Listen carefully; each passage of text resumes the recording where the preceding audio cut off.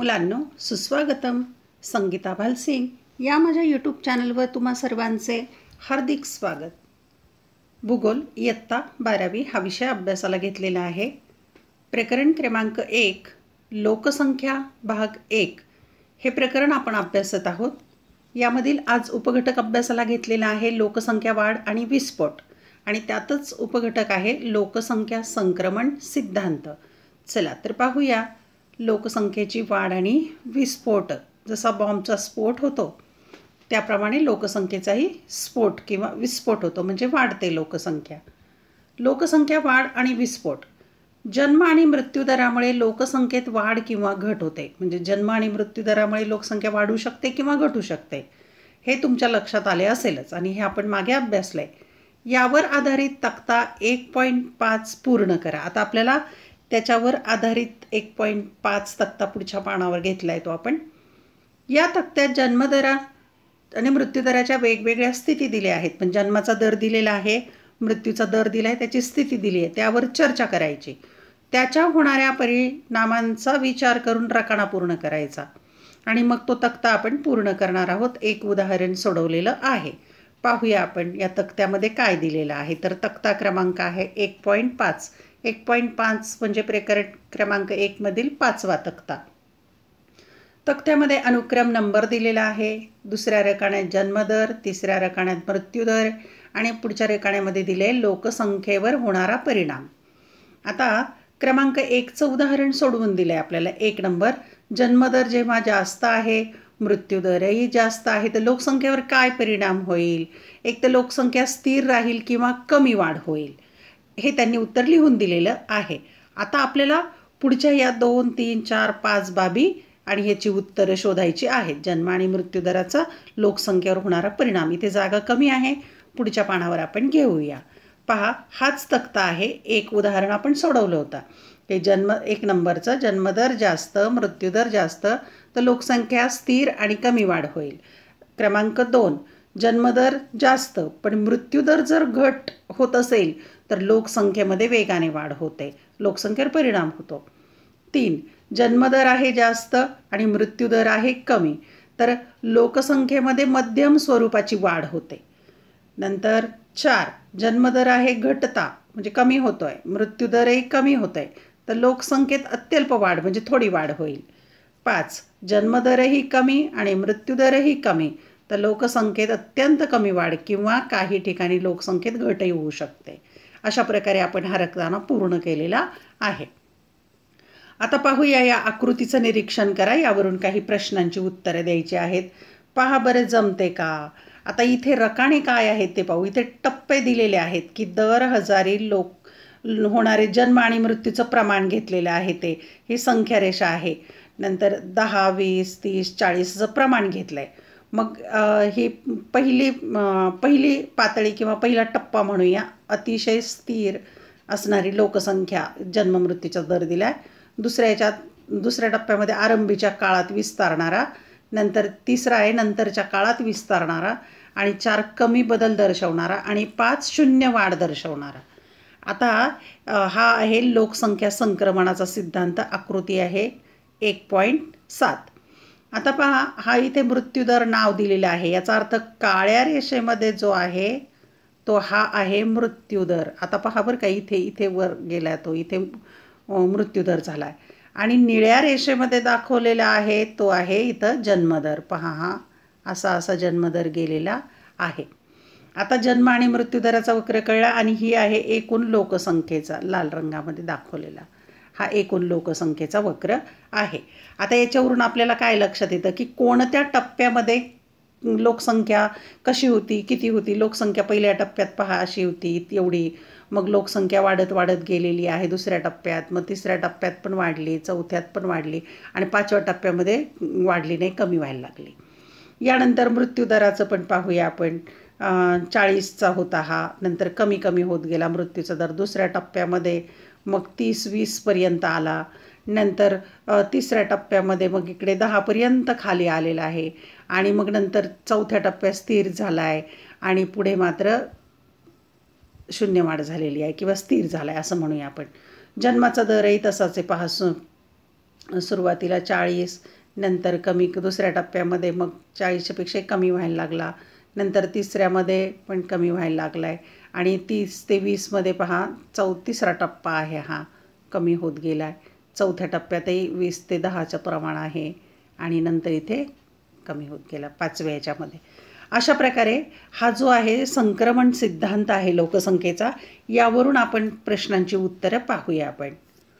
पाहूया प्रश्न काय विचारलेले आहेत. प्रश्न क्रमांक पाहूया आपण. आकृती 1.7 मधील आलेखाचे काळजीपूर्वक निरीक्षण करा व खालील प्रश्नांची उत्तरे द्या. 1. आलेखातील निळी आणि काळी रेषा काय दर्शवतात? आत्ताच पाहिलं आपण. निळी रेषा दर्शवते जन्मदर आणि काळी रेषा दर्शवते मृत्यूदर. 2. आलेखात दाखवलेला हिरवा भाग काय दर्शवतो? हिरवा भाग आहे तो दर्शवतो, तिथे शब्द दिलेला होता नैसर्गिक वाढ दर्शवतो. हिरवा भाग नैसर्गिक वाढ दर्शवतो. 3. आलेखात दाखवलेला निळा भाग काय दर्शवतो? निळा भाग घट दर्शवतो. निळ्या ठिकाणी लिहिलेला आहे नैसर्गिक घट म्हणून, आकृतीत पहा. 4. कोणकोणत्या टप्प्यात जन्मदर हा मृत्यूदरापेक्षा अधिक आहे? कोणकोणत्या टप्प्यात आहे जन्मदरापेक्षा मृत्यूदर अधिक? तर पहिल्या आणि चौथ्या टप्प्यामध्ये आहे. 1 क्रमांकाच्या आणि चौथ्या टप्प्यामध्ये, आकृतीत पहा. नंतर 5. कोणकोणत्या टप्प्यात जन्मदर मृत्यूदरा एवढाच आहे? जन्मदर आणि मृत्यूदर सारखा आहे. चौथ्या आणि 5व्यामध्ये पहा, सारखाच आहे. आकृतीमध्ये पहा, चौथ्या आणि 5व्यामध्ये. 6वा प्रश्न. कोणत्या टप्प्यात मृत्यूदर हा जन्मदरापेक्षा अधिक आहे? तर तो शेवटच्या 5व्या टप्प्यामध्ये आहे. म्हणजे मृत्यूदर जन्मदरापेक्षा अधिक आहे 5व्या टप्प्यामध्ये. हे आकृतीवरूनच प्रश्नांची उत्तरं आपण घेतलेली आहेत. आता पहा, जे आपण आकृती पाहिली त्याचं आपण भौगोलिक स्पष्टीकरण पाहूया. सर्वसाधारणतः प्रत्येक देश लोकसंख्या वाढीचे विविध टप्पे अनुभवत असतो. जसे पायऱ्या उतरतो किंवा चढतो त्याप्रमाणे हे टप्पे किंवा पायऱ्या किंवा अवस्था असतात प्रत्येक देशाच्या लोकसंख्येच्या वाढीबाबत. प्रत्येक वेळी देशात तोच जन्मदर किंवा मृत्यूदर राहत नाही. म्हणजे कायम नसतो जन्मदर मृत्यूदर, सतत बदलत असतो. त्यामुळे लोकसंख्या वाढ किंवा घट यांचा दर कधीही समान राहत नाही. त्यामुळे लोकसंख्या वाढीचा किंवा घटीचा जो दर आहे, बर्थ रेट म्हणतात त्याला, डेथ रेट म्हणतात त्याला, तो कमी जास्त होतो, समान नाही राहत. आर्थिक विकासाबरोबरच जन्मदर आणि मृत्यूदरातही फरक होताना दिसतो. जसजसा देशाचा आर्थिक विकास होत जातो, जन्म मृत्यूदरात फरक पडतो. यावर आधारित लोकसंख्या संक्रमण सिद्धांत मांडला गेला आणि यावरच आधारित हा लोकसंख्या संक्रमणाचा सिद्धांत आहे. लोकसंख्या वाढीचा काळानुरूप कल हा संक्रमण सिद्धांताचा पाया. काळानुसार लोकसंख्या बदलते हा सिद्धांताचा पाया आहे आणि त्यावर सिद्धांत मांडला आहे. आता काय म्हटलेलं आहे या सिद्धांतामध्ये आपण पाहूया. सिद्धांतामध्ये असं म्हटलेलं आहे की, मागे झाली स्लाईड, आली बरोबर. या सिद्धांतानुसार प्रदेश कालानुरूप लोकसंख्या वाढीचे विविध टप्पे पार करीत असतो. की कोणताही प्रदेश असतो, काळानुसार लोकसंख्या वाढीचे टप्पे असतात. त्यासाठी काही वर्षाचा कालावधी लागू शकतो, की थोडा काळ नाही, जास्त वर्षाचा काळ असतो हा. आता आपण पाहूया पहिला टप्पा. तो पहिला टप्पा आहे अतिशय स्थिर असतो, स्टेबल, अतिशय स्थिर. या टप्प्यात जन्मदर व मृत्यूदर दोन्ही अधिक, हे लक्षात ठेवायचं. कोणत्या टप्प्यात कोणती अवस्था आहे? जन्म आणि मृत्यू दोन्ही पण जास्त असतात असल्यामुळे लोकसंख्या वाढ स्थिर असते. म्हणजे लोकसंख्या वाढतच नाही, जन्मतात पण आणि मृत्यू पण होतात. जन्मदर अधिक असतो कारण जास्त मुले असणे चांगले अशी धारणा असते. पहा, जे गरीब राष्ट्र असतात त्या देशामध्ये अशी धारणा असते की जास्त मुलं असली तर चांगलं कमवायला उपयोगाला येतील, म्हणून जास्त मुलं असतात आणि जन्मदर अधिक असतो. या टप्प्यात देशाची आर्थिक स्थिती विकसित नसते, म्हणजे गरीब राष्ट्र असतात. देशाची अर्थव्यवस्था शेतीवर अवलंबून असते, म्हणजे शेती हा प्रमुख व्यवसाय तिथे असतो किंवा तत्सम प्राथमिक व्यवसायांवर अवलंबून असते किंवा शेतीच्या संबंधित व्यवसायांवर अवलंबून असते. तुलनेने द्वितीयक व तृतीयक व्यवसायांचे प्रमाण नगण्य असते, खूप कमी. नगण्य म्हणजे कमी. द्वितीयक आणि तृतीयक क्षेत्रातले व्यवसाय कमी असतात. शैक्षणिक संधी मर्यादित असतात, शिक्षणाच्या सुविधा नाही आहेत तिथे किंवा कमी. प्रजनन दर अधिक असतो, म्हणजे एका स्त्रीला मूल होण्याचा जो दर आहे तो जास्त असतो. कुटुंबे मोठी असतात, मोठी मोठी कुटुंब असतात. विज्ञान आणि तंत्रज्ञानाचा विकास कमी झालेला असतो. विज्ञान तंत्रज्ञानाचा विकास नाही. आणखी काय काय तर स्वच्छतेचा अभाव, वैद्यकीय सुविधांचा अभाव, संसर्गजन्य रोगांचा जास्त प्रादुर्भाव, तसेच कुपोषण, अन्नही मिळत नाही चांगलं त्यांना, यामुळे मृत्यूदरही जास्त असतो.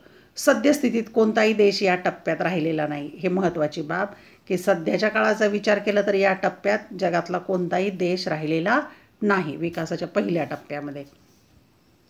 आता पाहूया आपण दुसरा टप्पा, त्याला आरंभीच्या काळात विस्तारणारा. आता लोकसंख्या वाढायला सुरुवात झाली दुसऱ्या टप्प्यामध्ये.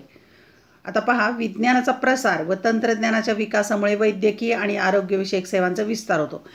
देशाच्या विकासाच्या सुरुवातीला देशाच्या प्रयत्नांच्यामुळे विज्ञान आणि तंत्रज्ञानाचा प्रसार सुरू झाला की आरोग्याच्या सेवा वाढतात. रोगराईवर मात करण्यासाठी आणि त्यांना नियंत्रित करण्यासाठी प्रयत्न सुरू केले जातात. संसर्गजन्य रोगांवर मात केली जाते, रोग नियंत्रण केले जातं. त्यामुळे परिणाम काय होतो? मृत्यूदरात घट होते. पण लक्षात घ्या, जन्मदर स्थिर असतो, जन्मदर मात्र कमी होत नाही, मृत्यूदर घटतो. परिणामी लोकसंख्या काय वाढणार? त्यामुळे लोकसंख्या झपाट्याने वाढत जाते. शेती व उद्योगातील उत्पादन वाढते. शेती आणि उद्योगाचा विकास हळूहळू सुरू होतो. वाहतूक व्यवस्थेत वाढ होत जाते. लोकसंख्या नियंत्रणासाठीचे प्रयत्न सुरू केले जातात. अधिक लोकसंख्या असणारे विकसनशील देश सध्या या टप्प्यातून जात आहे. आता या दुसऱ्या टप्प्यात कोणते देश आहे? तर विकसनशील देश. भारताचाही समावेश या टप्प्यामध्ये होतो. विकसनशील देश या टप्प्यात आकृती 1.7 मध्ये दाखविल्याप्रमाणे सर्वाधिक वाढ होत असल्यामुळे याला लोकसंख्येचा विस्फोट टप्पा असे म्हणतात. म्हणजे दुसऱ्या टप्प्याला काय म्हणायचं? लोकसंख्या विस्फोट. भारत या स्थितीमध्ये आहे. 1.7 मध्ये आपण पाहिलं की दुसऱ्या टप्प्यामध्ये लोकसंख्या वाढते. मृत्यूदर नियंत्रित होतो पण जन्मदर नियंत्रित होत नाही. उदाहरणार्थ कांगो, बांगलादेश, नायजर व युगांडा हे देश या सध्या टप्प्यात आहेत. म्हणजे सध्या भारताने हा टप्पा तसा ओलांडला आहे. कांगो, बांगलादेश, नायजर आणि युगांडा हे दुसऱ्या टप्प्यात आहेत. आता तिसरा टप्पा पाहूया, नंतरच्या काळात विस्तारणारा. नंतरचा आणखी काळ विस्तारतोय. पाहूया आपण लोकसंख्या कशी वाढते. दुसऱ्या टप्प्यात कमी झालेला मृत्यूदर आणखीन कमी होतो. मृत्यूदर फार नियंत्रित होतो. तसेच जन्मदरही कमी होऊ लागतो. जन्मदर हळूहळू कमी होऊ लागतो. त्यामुळे लोकसंख्या वाढीचा दर कमी होतो. पण लोकसंख्या वाढत असते. वाढीचा दर कमी होतो पण वाढत चालूच असते. कारण जन्मदर हा मृत्यूदरापेक्षा अधिकच असतो. मृत्यूदरापेक्षा जन्मदर जास्तच असतो. त्यामुळे लोकसंख्येत भर पडत असते आणि देशाच्या प्रगतीचा वेग वाढत असल्याने देशातील लोकांचे उत्पन्न उदरनिर्वाहासाठी लागणाऱ्या उत्पन्नापेक्षा जास्त असते. लोकांचं उत्पन्नही वाढू लागलेलं असतं. म्हणजे उदरनिर्वाह होईल त्याच्यापेक्षाही त्यांना जास्त उत्पन्न मिळत असतं. त्यांचे राहणीमान उंचावलेले असते. गरिबी कमी होत असते. तंत्रज्ञानाचा विस्तार आणि उपयोग वाढलेला दिसतो. द्वितीयक व तृतीयक व्यवसायांचा विस्तार होतो. लोकसंख्येची शैक्षणिक पातळी उंचावते. कुटुंब नियोजनाचे महत्त्व लोकांना समजते. कुटुंबाचा आकार लहान होतो. ते देश या टप्प्यात येतात जे विकसनशील टप्प्यातून विकसित टप्प्याकडे जात आहेत. म्हणजे हे जे देश आहेत विकसनशील टप्पा संपत आहे आणि विकसित टप्प्याकडे जात आहेत. उदाहरणार्थ चीन, हे लक्षात ठेवायचं. उदाहरणार्थ पुढचा टप्पा पाहूया आपण. त्या अगोदर जरा डोकं चालवा. काही उपक्रम आहे तो पाहू. तुमच्या मते उपरोक्तपैकी कोणत्या टप्प्यातून भारत देश जात आहे? आता विचार करा, भारत कोणत्या टप्प्यामध्ये आहे ते कमेंट बॉक्समध्ये जरूर लिहा. आता चौथा टप्पा पाहूया, कमी बदल दर्शवणारा. चौथा टप्पा. या टप्प्यात तिसऱ्या टप्प्यातील जन्मदर आणखीन कमी झालेला असल्याने राहणीमान उंचवते. जन्मदर कमी होऊ लागतो तिसऱ्या टप्प्यामध्ये. देशाची आर्थिक स्थिती आणि नागरिकांची आर्थिक स्थिती अधिक सुधारलेली असते. आर्थिक स्थिती नागरिकांची सुधारते. द्वितीयक आणि तृतीयक व्यवसायांचा वाटा प्राथमिकपेक्षा खूप अधिक असतो. शेती व्यवसायापेक्षा उद्योग व्यापारावर अधिक भर, म्हणजे द्वितीय आणि तृतीय क्षेत्रातले व्यवसाय वाढतात. मृत्यूदरही कमी असतो कारण त्यावर नियंत्रण केलेलं असतं. कारण उच्चतम वैद्यकीय सुविधा उपलब्ध असतात, त्यामुळे मृत्यूदर नियंत्रण होतं. पटकी, प्लेग यासारख्या साथीच्या रोगांचा नायनाट, जे साथीचे रोग येतात त्याचा नायनाट झालेला असतो. आरोग्याबद्दल लोक जागरूक असतात. खूप जागरूक असतात लोक आरोग्याच्या बाबत. जन्मदर मृत्यूदरापेक्षा कमी झालेला नसतो. म्हणजे जन्मदर कमी नसतो, मृत्यूदरापेक्षा कमी झालेला नसतो, पण जवळजवळ सारखाच असतो. जन्म आणि मृत्यूदर समान व्हायला लागतात. त्यामुळे लोकसंख्या वृद्धी अत्यल्प असते. म्हणजे कमी वाढ होते लोकसंख्येची. उदाहरणार्थ अमेरिकेची संयुक्त संस्थाने हा विकसित देश या टप्प्यातून जात आहे.